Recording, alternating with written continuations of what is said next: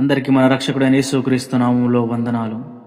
మత్తయి సువార్త 9వ అధ్యాయం 27 నుంచి 29 వచనంలో అంశాన్ని మనం ఒకసారి ధ్యానిద్దాం. ఇక్కడ ఇద్దరు గ్రుడ్డివారు ప్రభు అయిన యేసు యొద్దకు వచ్చి, ప్రభువా మమ్మల్ని స్వస్థపరచు అని అడుగుతారు. అయితే ప్రభు అయిన యేసుక్రీస్తు వారు వారిని స్వస్థపరచక ముందు వారిని ఒక ప్రశ్న అడుగుతాడు. నేను మిమ్మల్ని స్వస్థపరచాలని, లేదా నేను మీకు ఇది చేయగలనని, మీకు కళ్ళు తెరవగలనని మీరు నమ్ముచున్నారా అని వారిని అడిగినప్పుడు, అవును ప్రభువా మేము నమ్ముచున్నామని వారు సమాధానం ఇస్తారు. అప్పుడు ప్రభు అయిన యేసుక్రీస్తు వారు, మీ నమ్మిక చొప్పునే, మీ విశ్వాసము చొప్పునే మీకు జరుగుతుందని చెప్తాడు. అలా చెప్పి వారిని స్వస్థపరుస్తాడు. అదే దేవుని నియమం కూడా. నీ నమ్మిక ఎంతుందో ఆ నమ్మిక చొప్పునే నువ్వు పొందుకుంటావు. అంతకంటే ఎక్కువ కాదు, అంతకంటే తక్కువ కాదు. అయితే నిజానికి ఆ గుడ్డి వారికి అద్భుతం అవసరమేనా అంటే, అవును అవసరమే. ప్రభువు వారికి అద్భుతం చేయాలని కోరుకొని ఉన్నాడా అంటే, అవును కోరుకొని ఉన్నాడు. కానీ వారికి ప్రభువులో విశ్వాసము లేనట్లయితే అక్కడ అద్భుతము జరిగేదే కాదు. ఇప్పుడు ఇదే విషయాన్ని నా జీవితములో మనం అన్వయించుకుంటే, దేవుడు నీ కొరకు నా కొరకు అద్భుతం చేయాలని కోరుకుంటున్నాడు. అయినప్పటికీ నువ్వు దేవునిలో విశ్వాసం ఉంచకపోతే, నమ్మకం ఉంచకపోతే, నువ్వు దాన్ని అసలు పొందుకొనవు. నువ్వు ఎంతైతే విశ్వాసం ఉంచుతావో, ఎంతైతే నమ్మగలుగుతావో అంత మాత్రమే పొందుకుంటావు. ఒకవేళ ఈ ఇద్దరు గ్రుడ్డివారిలో ఒక గ్రుడ్డివాడు ప్రభువుతో ఇట్లంటే, ప్రభువా నువ్వు ఒక కన్నును మాత్రమే నిశ్చయంగా తెరవగలవు, నిజానికి నాకు అదే ఎంతో ఎక్కువ, నీ విశ్వాసమును బట్టే నీకు జరుగుతుందని దేవుడు అప్పుడు ఖరాఖండితంగా చెప్పిస్తాడు. ఎందుకంటే అక్కడ ఒక గుడ్డివాడు ఒక కన్ను మాత్రమే దేవుడు తెరవగలడని నమ్ముచున్నాడు. ఆయన ఎంతైతే నమ్ముచున్నాడో అంతగానే దేవుడు కార్యం జరిగిస్తాడు. ఇక్కడ రెండో గుడ్డివాడు, దేవుడా నాకు 2 కళ్ళను మాత్రం నువ్వు తెరవగలుగుతావు, దాన్ని నేను విశ్వసిస్తున్నాను దేవుడితో అంటే, దేవుడు తప్పకుండా ఆయనకు 2 కళ్ళను మాత్రమే తెరిచేవాడు. ఎందుకంటే ఎవరి విశ్వాసము చొప్పున వారికి అది జరిగించడానికి దేవుడు ఇష్టపడుతున్నాడు. అయితే ఇక్కడ ఒక కన్ను స్వస్థత పొందినవాడు ప్రభు అయిన యేసుక్రీస్తు వారు ఒక కన్నును మాత్రమే స్వస్థపరచగలడని ఒక కన్ను పరిచర్య ఆరంభించేవాడు. రెండవ వాడు ప్రభు అయిన యేసుక్రీస్తు వారు 2 కళ్ళను స్వస్థపరచగలడని 2 కళ్ళ పరిచర్యను ఆరంభించేవాడు.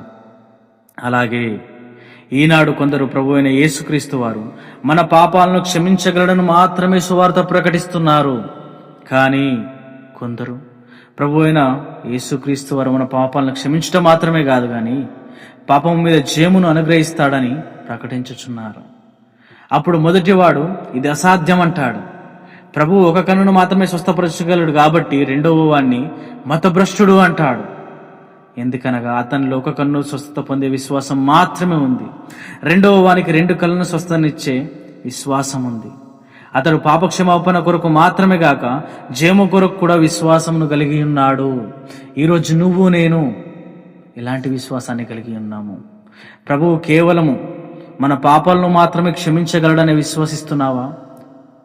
లేదా పాపాలని క్షమించి ఆ పాపం మీద విజయాన్ని అనుగ్రహిస్తాడని నమ్ముచున్నావా? ఏ గుంపులో నువ్వు ఉన్నావు ఒకసారి నిన్ను నువ్వు పరీక్షించుకో. ప్రభు అయిన యేసు కేవలము నీ పాపాలను మాత్రమే క్షమించగలడని నువ్వు విశ్వసించినట్లయితే నీకు పాప క్షమాపణ మాత్రమే పొందుతావు. కానీ నీవు కోపము, మోహము, గర్వము, అసూయ మొదలగు వాటిలో ఓడిపోతూనే ఉంటావు. అయితే మరొక వ్యక్తి, 2 కళ్ళను స్వస్థతపరుచుకున్న వ్యక్తి ఇలాగూ సమాధానమిస్తాడు.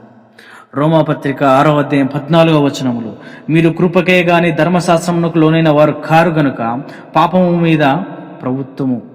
మీ మీద ప్రభుత్వము చేయదని ఆయన సాక్ష్యం ఇస్తూ వస్తాడు.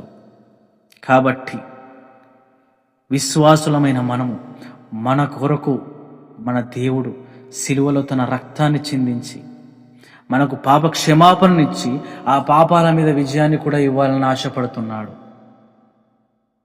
అది నీ విశ్వాసము చొప్పున ఏ విధంగా నువ్వు విశ్వసిస్తున్నావో అది నీకు తప్పకుండా జరుగుతుంది.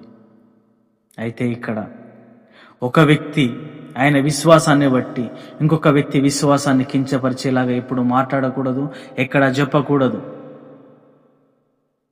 ఎందుకంటే నీ విశ్వాసం ఎంతో నీకు తెలుసు, అతని విశ్వాసం ఎంతో అతనికి తెలుసు.